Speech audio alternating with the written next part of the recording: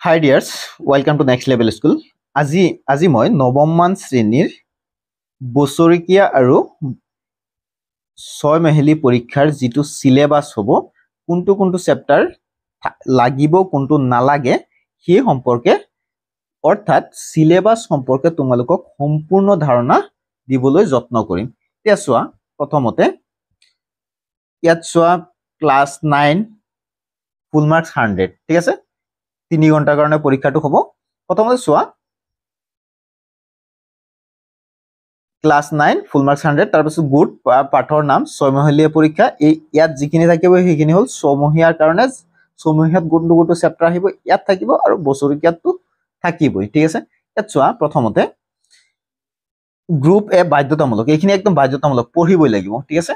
চোৱা প্ৰথমতে অন্যৰ প্ৰতি ব্যৱহাৰ সময় অন্ধবিশ্বাস আৰু কুসংস্কাৰ এই তিনটা চেপ্টাৰ তোমালোকৰ হাফ ইয়াৰলিটো লাগিবই বা ছমহীয়া পৰীক্ষাটো লাগিবই লগতে এনুৱেলটো থাকিব ঠিক আছে দুয়োটাতে আহিব হাফ ইয়াৰলি আৰু ছমহীয়া দুয়োটা পৰীক্ষাতে এই চেপ্টাৰ কেইটা থাকিবই ঠিক আছে।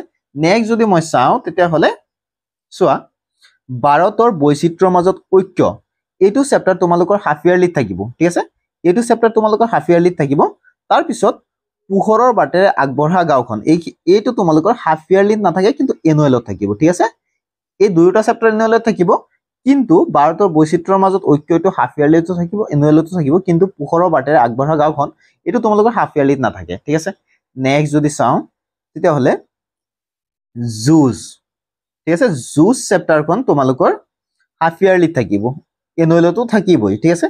তাৰ পিছত লোক সংস্কৃতি চেপ্টাৰটো তোমালোকৰ হাফ ইয়াৰলিত নাথাকে কিন্তু এনুৱেলতো থাকিবই ঠিক আছে। তাৰ পিছত যদি চাওঁ তেতিয়া হলে পদ্যাংশ চোৱা পদ্যাংশ শিশুলীলা মানৱ বন্দনা গীত আৰু ছবি প্ৰথমতে শিশুলীলা মানৱ বন্দনা গীত আৰু ছবি এই তিনিওটা চেপ্টাৰ তোমালোকৰ হাফ ইয়াৰলিত থাকিব লগতে এনুৱেলত থাকিবই ঠিক আছে। তাৰ পিছত যদি চাওঁ তেতিয়া হলে আছে 5 নম্বৰত চোৱা আছে প্ৰচণ্ড ধুমুহাই প্ৰশ্ন কৰিলে মোক মোৰ দেহ ঠিক আছে প্ৰচণ্ড ধুমুহাই প্ৰশ্ন কৰিলে মোক মোৰ দেহ এই দুয়োটা চেপ্টাৰ তোমালোকৰ হাফ ইয়াৰলিত নালাগে ঠিক আছে হাফ ইয়াৰলিত নালাগে কিন্তু এনুৱেলত বছৰেকীয়া পৰীক্ষাত লাগিব ঠিক আছে। নেক্সট যদি চাওঁ ব্যাকৰণত কি থাকিব তোমালোকৰ চোৱা নত্যবিধি আৰু সত্যবিধি থাকিব। তাৰ পিছত সমাৰ্থক শব্দ থাকিব বিপৰীতাৰ্থক শব্দ সন্ধি জুৰীয়া শব্দ দ্বন্দ্ব সমা অনুৰূপ শব্দ এইখিনি তোমালোকৰ হাফ ইয়াৰলিতো থাকিব লগতে এনুৱেলতো থাকিব ঠিক আছে।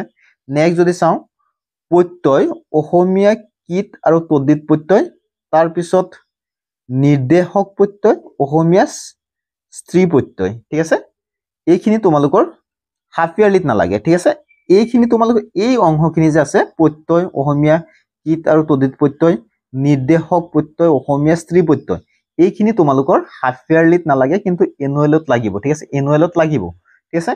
আৰু এইখিনি ব্যাকৰণ নত্যবিধি সত্যবিধি সমাৰ্থক শব্দ বিপৰীতাৰ্থক শব্দ সন্ধি জুৰীয়া শব্দ দ্বন্দ্ব সমাস অনুৰূপ শব্দ এইখিনি তোমালোকৰ হাফ ইয়াৰলিতো লাগিব এনুৱেলতো লাগিব ঠিক আছে।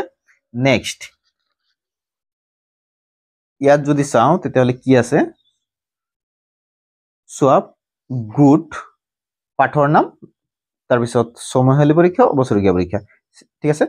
ইয়াত চোৱা নাম্বাৰ 7 বাপ সম্প্ৰসাৰণ বাক্য ৰচনা আৰু আবেদন লিখন বাপ সম্প্ৰসাৰণ বাক্য ৰচনা আৰু আবেদন লিখন ঠিক আছে এইখিনি তোমালোকৰ হাফ ইয়াৰলিতো লাগিব আৰু এনুৱেলতো লাগিব ঠিক আছে।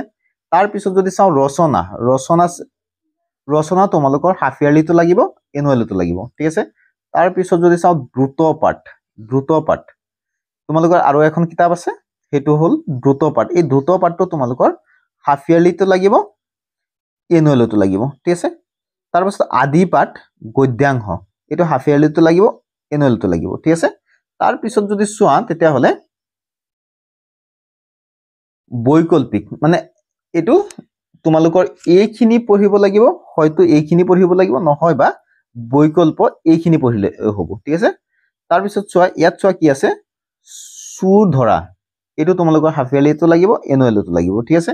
তাৰ পিছত সন্মান এইটো চুৰ ধৰা আৰু সন্মান এই দুয়োটা চেপ্টাৰ তোমালোকৰ হাফ ইয়াৰলি কাৰণেও পঢ়িব লাগিব লগতে এনুৱেলত থাকিবই তাৰ পিছত যদি চাওঁ তেতিয়াহ'লে পইণ্ট 12 টো চোৱা পদ্যাংশ হনুমন্তৰ লংকা দৰ্শন ঠিক আছে হনুমন্তৰ লংকা দৰ্শন এইটো তোমালোকৰ হাফ ইয়াৰলিত থাকিব তাৰ পিছত সুখ এই দুয়োটা হনুমন্তৰ লংকা দৰ্শন আৰু সুখ দুয়োটা এনুৱেলতো থাকিবই কিন্তু হাফ ইয়াৰলিত অকল হনুমন্তৰ লংকা দৰ্শন এইটো থাকিব ঠিক আছে নেক্সট যদি চোৱা তেতিয়াহ'লে ব্যাকৰণ ঠিক আছে বৈকল্পিকত ব্যাকৰণ কি আছে পইণ্ট 13 টো চোৱা বিপৰীত লিগবাচক শব্দ বিপৰীতাৰ্থক শব্দ সমাৰ্থক শব্দ গুৰিয়া শব্দ আধুনিক অসমীয়া শব্দলৈ ৰূপান্তৰ কৰা ঠিক আছে এইখিনি তোমালোকৰ হাফ ইয়াৰলিত থাকিব আৰু এনুৱেলতো থাকিব চোৱা বিপৰীত লিগবাচক শব্দ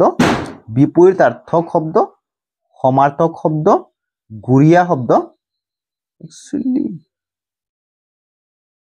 আধুনিক অসমীয়া শব্দলৈ ৰূপান্তৰ কৰা এইখিনি তোমালোকৰ হাফ ইয়াৰলিতো থাকিব এনুৱেলতো থাকিব এইখিনি আছিলে তোমালোকৰ নৱম শ্ৰেণীৰ অসমীয়া সিলেবাস ভিডিওটো যদি ভাল পালা চাই তেতিয়াহ'লে লাইক শ্বেয়াৰ এণ্ড লগতে সাবস্ক্ৰাইব কৰি ৰাখিবা এনে ধৰণৰ ভিডিঅ'সমূহ পাই থাকিবৰ কাৰণে ধন্যবাদ